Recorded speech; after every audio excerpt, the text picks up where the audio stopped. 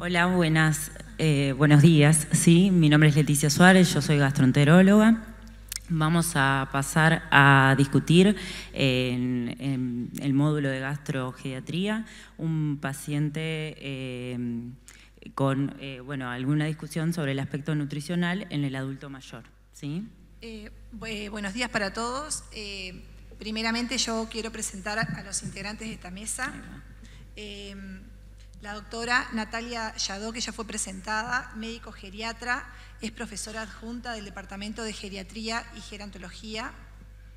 La doctora Ana Teresa Abreu, que nos viene a visitar desde México, es médico gastroenterólogo y neurogastroenteróloga, premio UNAM en el posgrado de alta especialidad en motilidad gastrointestinal el año 2006. Realiza su práctica clínica en el Hospital Ángeles de Pedregal de la Ciudad de México, miembro de la Asociación Mexicana de Gastroenterología, miembro de la Asociación Americana de Gastroenterología, miembro de la Asociación Americana de Neurogastroenterología, miembro de la Asociación Científica Internacional de Probióticos y Prebióticos. ¿Empezamos? Pasamos a la historia clínica, Leticia. Bueno, vamos a pasar a ver un caso clínico de un paciente de 84 años, sexo femenino, que vive con su nieta. El motivo de consulta de esta paciente era anorexia y adelgazamiento. Ella relataba anorexia y adelgazamiento que no sabía precisar del tiempo que venía. Relataba que su peso habitual era de 45 kilogramos, presentaba náuseas, no vómitos, plenitud precoz y no repugnancia selectiva. No presentaba dolor abdominal.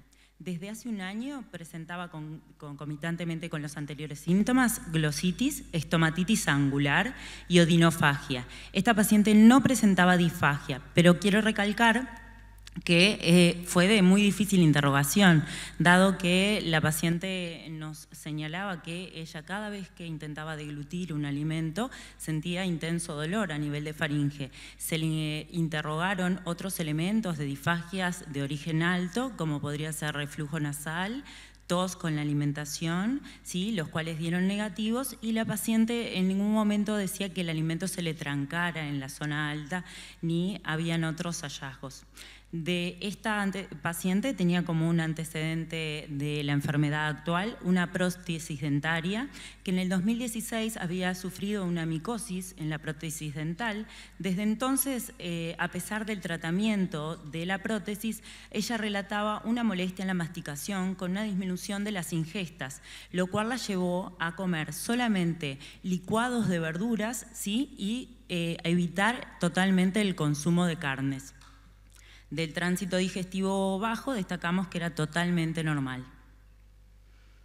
Como antecedentes personales, esta paciente era autoválida, sin un deterioro cognitivo, era eutímica y como comorbilidades presentaba una hipertensión en tratamiento con dieta hiposódica, bisoprolol de 5 miligramos día, osteoporosis en tratamiento con calcio y vitamina D, negaba consumo de AINES y una enfermedad por reflujo gastroesofágica dada por pirosis y regurgitaciones de larga data, nunca había sido estudiada con videogastroscopía, no presentaba síntomas extraesofágicos y recibía desde hace 5 años lansoprazol de 30 miligramos a demanda frente a los síntomas. Del examen físico se destaca que la paciente estaba vigil, atenta, regular a mal estado general, una disminución de las masas musculares, una ausencia de la bola Bichat y estaba bien hidratada. Del peso actual de la paciente, en la consulta pesaba 40 kilogramos, la talla era de 1,45 y el índice de masa corporal calculado era de 19. Del bucofaringe se destaca una lengua roja, depapilada en los bordes, la prótesis dentaria total, mal adaptada, las pieles y mucosas estaban normocoloreadas, sin lesiones en la piel, las falnelas eran normales, del linfoganglionar no tenemos nada a destacar, el cardiovascular era normal. El abdomen se destacaba de excavado, blando, depresible, indoloro y sin visceromegalias. Del psiconeuromuscular podemos destacar que tenía una sensibilidad vibratoria de miembros inferiores de 10 segundos. El romber era negativo. Y del área osteoarticular tenemos que destacar que la paciente portaba una cifoescoliosis dextroconversa, pero mantenía una movilidad normal. En suma, podemos decir que estamos frente a una paciente de 84 años, autoválida, sin deterioro cognitivo, eutímica. Como comorbilidades destacamos la hipertensión, la osteoporosis y la enfermedad por reflujo gastroesofágica, y podemos decir que el motivo de consulta que la trae a la consulta es la desnutrición, que yo quisiera destacar que no solamente tenemos elementos de desnutrición específicos, sino también inespecíficos. Leticia, antes de continuar, si te parece, me gustaría preguntarle a la doctora Natalia cuáles son los aspectos clínicos para la evaluación nutricional en un adulto mayor. Para evaluar a un paciente adulto mayor en lo que es lo nutricional, tenemos varios aspectos, no solo lo médico, sino también evaluar, como dijimos, lo funcional, lo cognitivo. En este caso, bueno, nos dice que no tiene un deterioro cognitivo, que está en eutimia, y empezamos la evaluación del paciente ya en lo extra digestivo, ¿no? Ya vemos que tuvo un trastorno con la prótesis, con micosis, en realidad con dolor, quizás eso lo llevó a alimentarse menos, ¿no? Luego el adelgazamiento que le puede llevar a que no adapte bien la prótesis y eso a llevar a masticar mal y no querer comer.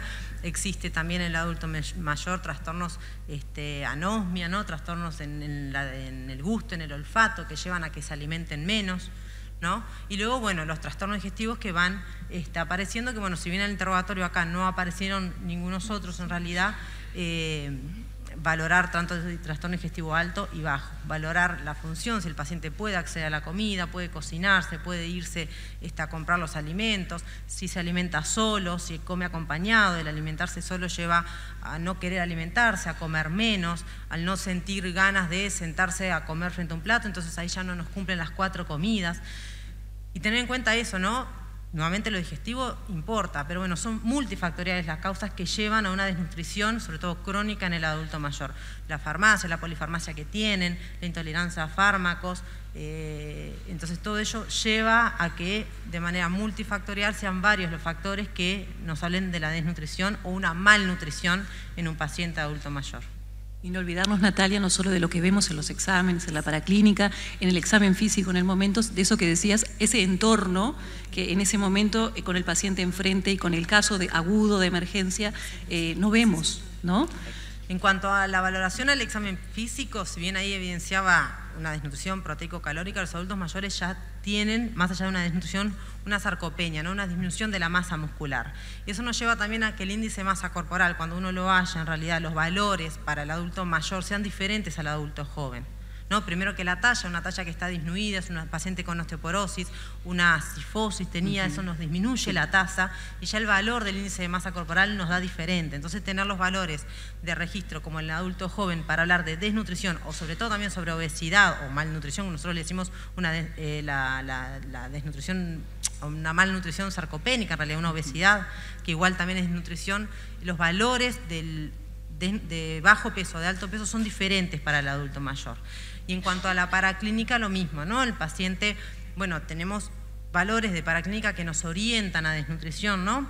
Sí. Pero que en el adulto mayor también están cambiados. En realidad uno dice, bueno, una linfopenia nos orienta a una leucopenia, con linfopenia nos orienta a elementos de nutrición, pero ya el anciano, el adulto mayor, tiene una linfopenia senil en realidad que nos da falso el valor o el reper que tenemos para el adulto más joven. Una hipoalbuminemia, bueno, tenemos que ver también si no existe alguna alteración hepática o renal que ya nos esté formando menos proteínas y no solo que haya una hipoalbuminemia, solo por desnutrición o una pérdida a nivel renal. Entonces todos esos valores en el adulto mayor varían y siempre teniendo en cuenta la comorbilidad del adulto mayor, que no es solo un paciente desnutrido que tenemos, sino que es un paciente con múltiples enfermedades, en función de eso una polifarmacia que también está influenciando en este caso el motivo de consulta, que es la desnutrición. Una pregunta, doctora Abreu. Nosotros tenemos este paciente que llega eventualmente al consultorio de gastroenterología, independientemente de que son muy válidas todas las acotaciones que estábamos hablando recién, pero se llega al consultorio con un diagnóstico de desnutrición y nosotros eventualmente, independientemente de si es un adulto mayor joven o mayor, tenemos que estudiarlo y descartar la patología orgánica. Sí. De repente nos interesa saber, en este paciente que lo vemos en forma bastante frecuente, ¿qué le solicitaríamos primero? ¿Una videogastroscopía o un esófago gastroduodeno? Bien, antes me gustaría retomar un poquito los aspectos clínicos que tenemos que ver con el paciente. El paciente que tenemos enfrente está hablando, nos está respondiendo, tenemos que ver si está rumiando, si tiene rumiación, si tiene cialorrea, si tiene salida de la saliva, si hace maniobras en el cuello, con la cabeza y el cuello para hacer su propia deglución, porque esto nos podría sugerir trastornos mecánicos de la deglución y son fenómenos a los que el paciente se va adaptando conforme gana edad. Entonces yo creo que esos aspectos son importantes, pensar que es más frecuente un divertículo de Zenker en un adulto mayor siempre que en una persona joven. El fenómeno de masticación, yo creo que es algo muy importante. Si a la exploración las placas dentarias están flojas, finalmente no va a tener ni la gana ni la motivación de masticar, porque el alimento se le mete, se le cuela, no lo domina y finalmente puede darle fenómenos incluso de aspiración, que eso es otro aspecto que tendríamos que preguntar, si hay fenómenos de laringoespasmo o fenómenos de aspiración frecuentes que haya visto o que el mismo paciente ubique y distinga en su día a día. Entonces, ¿con qué empezaría? Realmente con esto, buscar clínicamente cómo están las maniobras de deglución, preguntar, por ejemplo, si la deglución le es más agradable a sólidos, a líquidos, a masas, si hay, refiere a odinofagia, que no podemos dejar de pasar por alto a pesar de que se le ha atribuido que es a reflujo y que toma inhibidores de bomba de protones, pero que no le quita o no le modifica en nada o no le impacta de manera favorable. Entonces, buscar qué es lo que le agrada al paciente comer, por qué lo come, pensar en ese entorno de contexto de por qué lo come y cómo sabemos que el paciente está eutímico y posiblemente realmente tenga cierta distimia y no tenga apetito. Ahí me quedaría con un poquito de duda. Posiblemente mi mejor herramienta o la mejor herramienta ante el escenario, si la pregunta es muy forzada, ¿qué hacer de forma inicial? A lo mejor iría por una endoscopía y posteriormente por una cinética de deglución, una videofluoroscopía.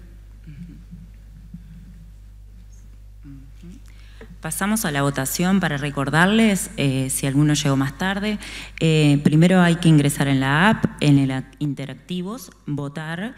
Cuando elijan la selección, apretar enviar, ¿sí? Y son 15 segundos el tiempo para poder realizar la votación.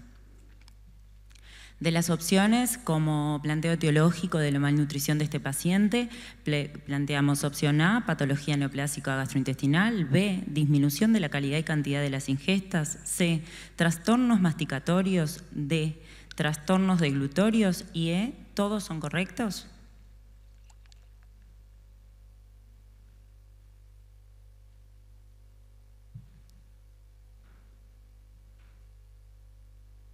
¿Algún comentario de parte de ustedes? ¿Qué les parece cuál sería la correcta en este caso? Pasaron los 15 segundos.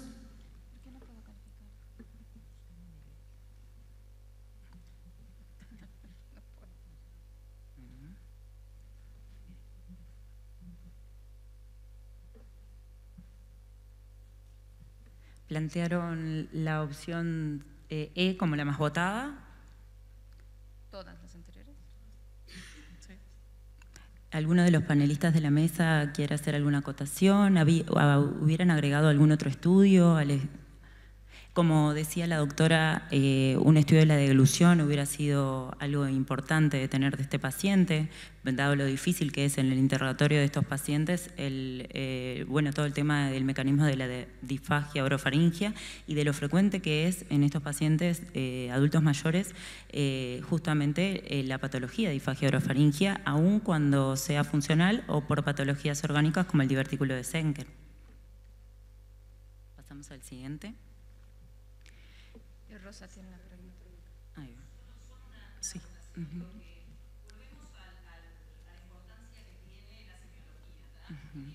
Creo que pocas veces nos detenemos a plantearnos otras causas de disfagia o de faringoespasmo que no sea el reflujo.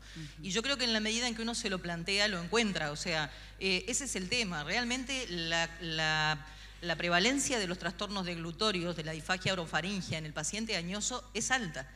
El tema es que lo subdiagnosticamos. ¿Por qué? Porque partimos de la base de que nos derivan a un paciente que por ahí tiene la faringitis y viene con diagnóstico de reflujo. Asumimos es reflujo. Creemos que es porque tiene cualquier otra sintomatología y es reflujo. Así lo derivaron y ahí creemos que es reflujo. Yo creo que tenemos que aprender a hacer nuestros diagnósticos al margen de escuchar y de intercambiar con el colega que lo deriva. Ese es el primer concepto. El segundo concepto, yo creo que iría igual que Anita, con la endoscopía. ¿Por qué con la endoscopía? Por dos motivos. Primero, porque no podemos olvidarnos que en realidad los medios de contraste son constipantes y muchas veces le generamos un trastorno añadido a la persona añosa. Se ven, cuando uno tiene años en esto, se ven pacientes que hacen cuadros pseudooclusivos vinculados con la ingesta de bario por estudios radiológicos. Y lo otro es que, en realidad, el valor de los estudios radiológicos para esto es muy limitado. ¿Por qué? Porque tenemos un reflujo que es fisiológico y porque en realidad no podemos determinar en un estudio en el cual estamos intentando provocar reflujo que el paciente tiene reflujo. Es decir, el diagnóstico de reflujo es clínico, el diagnóstico de trastornos deglutorios es altamente sospechoso con la clínica. Tenemos que tomarnos tiempos y preguntar. Esa es la base.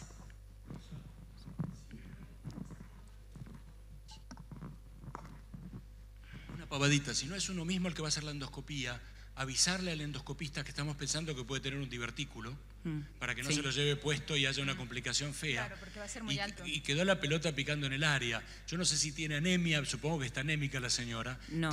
¿No tiene anemia? Porque si no, el otro diagnóstico de ofrecer era un plumber, ¿no? Que no tuviera una membrana alta, que también hay que decirle al endoscopista que tenga cuidado.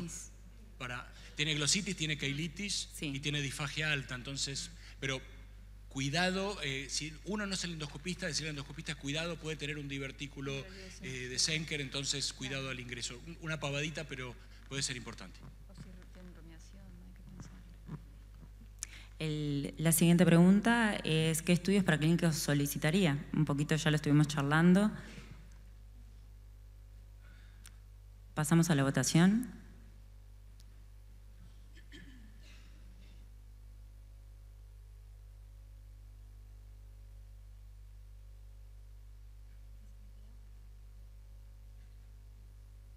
Muy bien. Pasaron los 15 segundos.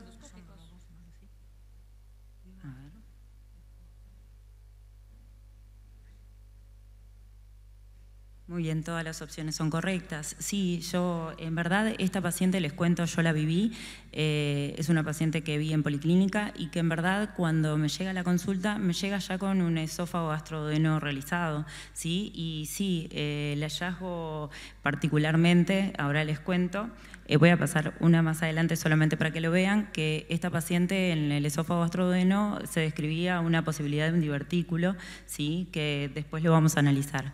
Como para seguir con la historia clínica, les cuento que de la paraclínica se destaca que el hemograma presenta una hemoglobina normal de 13, pero con un BCM aumentado de 98, un ancho de distribución normal, plaquetas y leucocitos normales, neutrófilos y linfocitos normales. La vitamina B12 estaba en 193, un poquito descendida, y el ácido fólico de 10, que estaba normal. El colesterol total era normal, el perfil lipídico normal, la TSH estaba en rango y las proteínas totales y albúmina presentaba de 5,6 gramos decilitros de proteínas totales y albúmina de 3,1. La glicemia era de 0,8 miligramos decilitro, la función renal y el ionograma eran normales.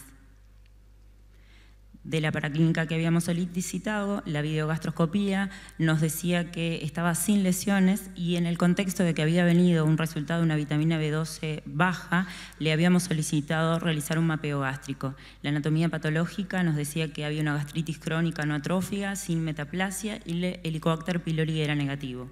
De los anticuerpos, antifactor intrínseco y anticuerpos de células parietales gástricas también fueron negativos. Y como ya les había comentado, como esta paciente ya venía con esófago gastroduodeno, nos había presentado una imagen que parecía a nivel de faringe en la unión faringoesofágica de un pequeño divertículo, por lo cual se la envió también a hacer un examen al otorrino, ¿sí? Para realmente comprobar la presencia de este divertículo y el otorrino nos dice que no. que realmente para él no era real la imagen que había mostrado el esófago gastroduodeno. De la evolución, esta paciente inició tratamiento con vitamina B12, se le empezó a una ampolla una vez a la semana, por 4 semanas. Esto fue guiado por hematólogo, ¿sí? La realidad es que, por la explicación que nos dio el hematólogo, es que creía que era la mejor indicación para ella, y más porque había una discusión entre el tema del aporte vía oral o el aporte intramuscular y los comprimidos que tenemos en el mercado presente, que algunos nos completarían los aportes vía oral, ¿sí? Que requeriría esta paciente para volver a su dosificación de vitamina B12 normal, y mejoró los síntomas aproximadamente a la semana de haber empezado con la vitamina B12 de la glositis y las estomatitis angulares. Consultó con el odontólogo para ajustar la prótesis dental y se inició un plan nutricional guiado por la licenciada de nutrición. ¿Pedirían algún otro estudio para completar la valoración de esta paciente?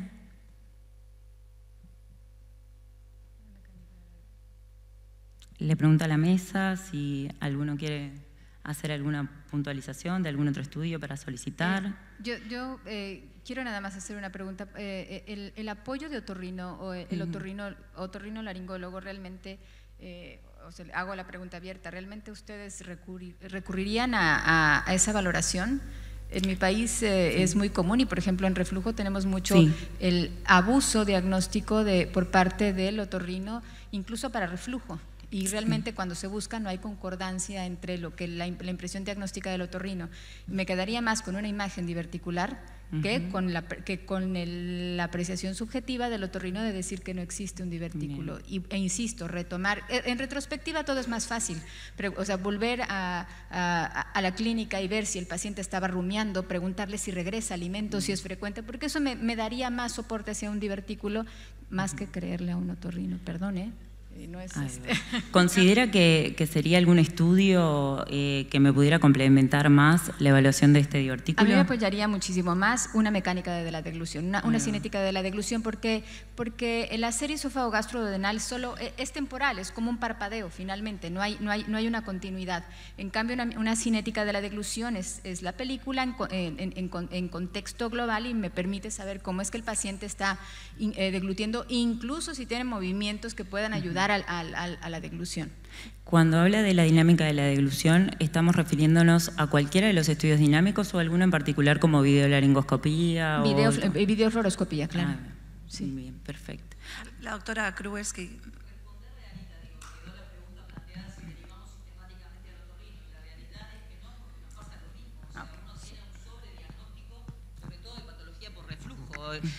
un otorrino en nuestro medio ve garganta roja es reflujo, ve laringitis posterior es reflujo, y todo es reflujo. El otorrino en nuestro país es capaz de decirle al paciente: usted duerme sobre la izquierda o la derecha, dependiendo de lo que el paciente le refiere. Es magnífico lo que logran en 2 minutos de consulta. Realmente respeto, pero creo que no va. Eso por un lado. Y por otro lado, yendo a lo de Ana, yo creo que acá sí, el estudio dinámico de la deglución ya te permite hacer el diagnóstico, porque vos ya, no solamente el diagnóstico, también tiene fines terapéuticos. O sea, tú en estos pacientes encontrás un trastorno de la deglución, y de acuerdo al resultado de ese estudio dinámico, es la conducta terapéutica que vas a resolver. O sea, la reeducación, dónde tenés que actuar. O sea que en realidad hay que mirarlo con mucho más cariño del que lo miramos. ¿tá? Es un estudio sumamente útil y no es agresivo. O sea, ese es el concepto. Oscar, por favor, que ahí atrás.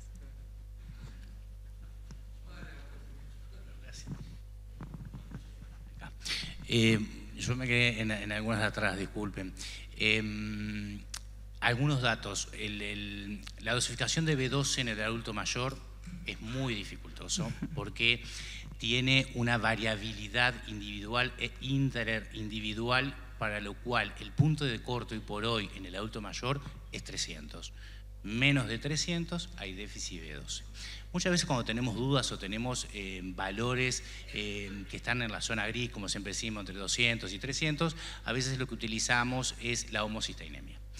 De alguna manera este paciente, desde el punto de vista clínico, ya tenía elementos clínicos de déficit o que sugerían el déficit de vitamina B12, porque tenía una hipopalestesia tenía una sensibilidad vibratoria en miembros inferiores que era menor a 12 segundos, tenía 10, ¿no? Si bien no es tan importante y a veces el propio envejecimiento disminuye la sensibilidad vibratoria profunda, bueno, en el contexto clínico de anemia, yo a esta hipopalestesia le doy valor, ¿no? En cuanto a la presencia de déficit de B12. Después, lo otro que quería decir es que muchas veces nosotros, los adultos mayores, para determinar si tiene un trastorno deglutorio o no y que eso lleve a la evaluación de otros estudios deglutorios, usamos el test de la desaturación de oxígeno. Le ponemos un saturómetro de oxígeno en el dedo, le tomamos la saturación basal, le hacemos tragar líquidos o papilla o sólido y vemos si hay cambios significativos más allá de 2% de la saturación que nos pueda estar sugiriendo la presencia o no de un trastorno deglutorio que pueda llevar de alguna manera a conductas de estudios quizás que para este grupo etario puedan llegar a ser, entre comillas, agresivos. Y el tema de lo que vimos en este paciente, que me parecía más interesante, es pensar en las causas multifactoriales. ¿Qué estudios hay que pedir? Y en ese multifactorial, los múltiples estudios. Y como contó muy bien Leticia, si uno lo trata, ¿no? La B12 intramuscular, bioral, sí, se puede usar bioral. Lo que estoy totalmente de acuerdo contigo, es que en este caso tenía grandes repercusión nutricional y uno quiere una resolución rápida de la causa, por lo tanto, lo intramuscular creo que no queda ninguna duda. Y si la evolución es adecuada, capaz que uno detiene, se queda como tranquilo con los estudios y lo seguirá en la evolución. Para que se queden tranquilos los colegas de las especialidades, si un endoscopista moderadamente normal les dice que no tiene un divertículo, no tiene un divertículo. No se les ocurra llamar a un otorrinolaringólogo que con un fibrolaringoscopio venga a decirnos que no tiene un divertículo porque es para matarlo. Hay que creerle. Para destacar que en la videogastroscopía no lo vieron al divertículo tampoco. Bueno, puede pasar, todo puede pasar, pero para que se queden tranquilos. Lo que sí yo pediría, y no me quedaría tranquilo con este paciente, y no me iría de este paciente sin pedir un ataque de cuello.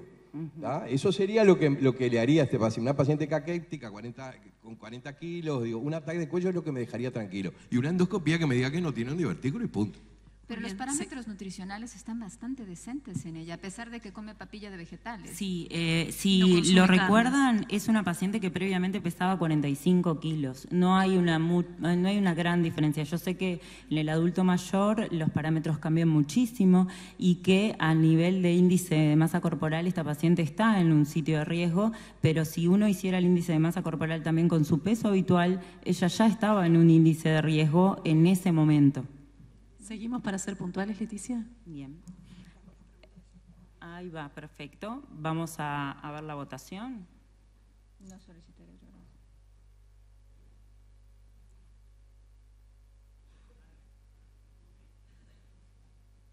Muy bien. Muy bien, el estudio de la deglución está perfectísimo. Por lo que hablamos, en verdad, el estudio de la deglución, como nos decía la doctora, era la opción más adecuada para esta paciente, ¿no?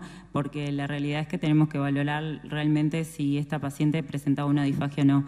Pero la realidad es que sí, en este caso de la vida real pasó que la paciente mejoró totalmente los síntomas y por eso nos seguimos insistiendo con los estudios.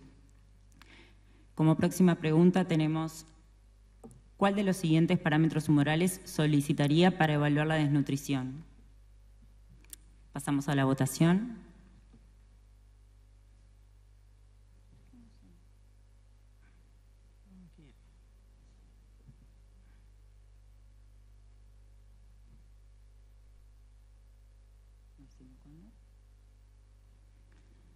Terminaron los 15 segundos. Vamos a observar.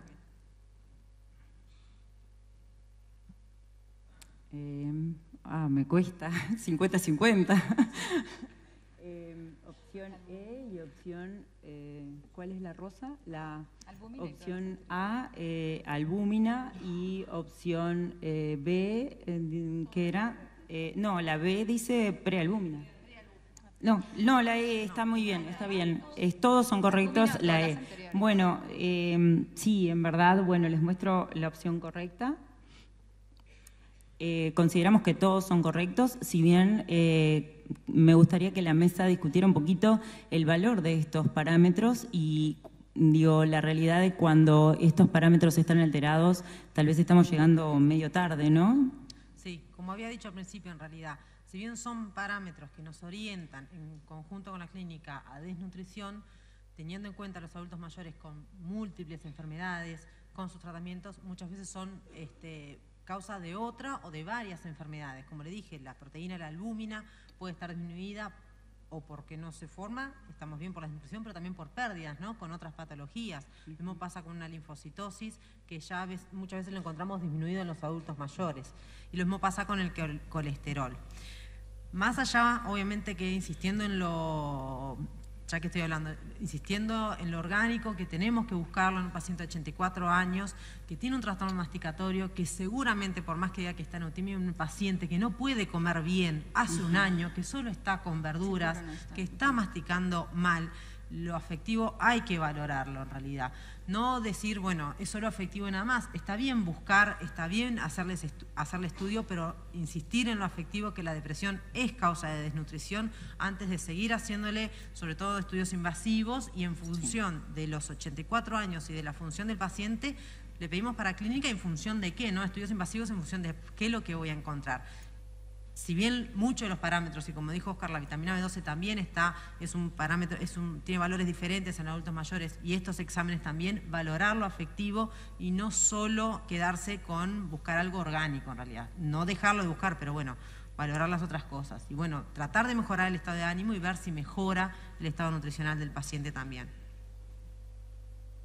¿Alguna otra opinión? Les cuento como anecdótico que sí, en verdad, en la parte familiar había una nieta con un linfoma que estaba en tratamiento y había mucha carga emocional en ese sentido. A los hechos de la historia clínica lo pasamos un poco rápido, pero en verdad es súper importante. Una pregunta, doctora Abreu. En este caso, con esta paciente, ¿qué rol ocuparía el uso de probióticos, prebióticos? Ninguno. Realmente el uso de probióticos y prebióticos son en coadyuvancias en algunas entidades clínicas, pero en un problema de deglución realmente no tendría mayor impacto. De hecho, no ubico ninguna cepa que pudiera ayudarnos. Desde el punto de vista nutricional, finalmente sí sabemos que los probióticos pueden incrementar o favorecer incluso la producción de vitamina B, pero no son el tratamiento de. Entonces, si la paciente puede recuperar su masticación, puede sentirse en el entorno de una comida, de una mesa integrada para poder comer en los tiempos correctos, creo que va a ser más productivo y redituable que el uso de alguna cepa probiótica o prebiótico. Doctora, le uno a esa pregunta. ¿Tampoco sería indicado complementos o suplementos nutricionales en este caso? ¿Qué suplementos? Suplementos vitamínicos, minerales. Yo creo que no, tiene buena cifra de albúmina. La paciente comiendo y masticando sería, bueno, la integración de eso yo creo que sería más redituable en ella que tomar otra herramienta más, bueno, o tener otra herramienta terapéutica que le obliga a una disciplina, a una mecánica, a tener que estar tomando otro producto. Lo mismo para suplementos, eso como suplementos, perdón, vitaminas y minerales. En cuanto a complementos, bebidas energizantes, hiperproteicas, para aumentar el requerimiento. Energizantes, casi todas ellas van a tener un aporte de glucosa que va a favorecer incluso fenómenos de diarrea, y a lo mejor le podemos llevar a diarreas osmolares. No le vería yo más, no creo que tenga lugar. Yo creo que con una correcta guía nutricional por nutricionista, esta paciente viene marchando bárbaro, está aumentando de peso, no les sabría decir ahora exactamente el peso que obtuvo, pero sé que viene bien y que la realidad es que no se han utilizado ni complementos nutricionales ni tampoco suplementos, solamente mejorar la dieta. Muchas veces hay que tener en consideración que estos pacientes, aunque que necesiten una consistencia diferente de los alimentos, es importante considerar que las calorías que se les aportan y la variedad de los alimentos que se les aportan deben ser amplias y deben ser de todos los nutrientes, porque muchas veces uno como médico le dice al paciente que coma algo blandito, pero le tiene que especificar qué cosas de los alimentos tiene que hacer hincapié para reforzar su nutrición, ya sea proteínas en formas de claras de huevo, de carnes procesadas, todo guiándonos obviamente con una especialista licenciada en nutrición que nos puede ayudar, pero hay que tener mucho cuidado en cuando le decimos a un paciente que la dieta sea solamente una dieta blanda y que ver exactamente qué está haciendo nuestro paciente. Bueno, si no hay alguna otra pregunta por parte del público, le agradecemos a las panelistas todos los conceptos brindados bueno, y concluimos nuestra charla por ahora. Muchas gracias.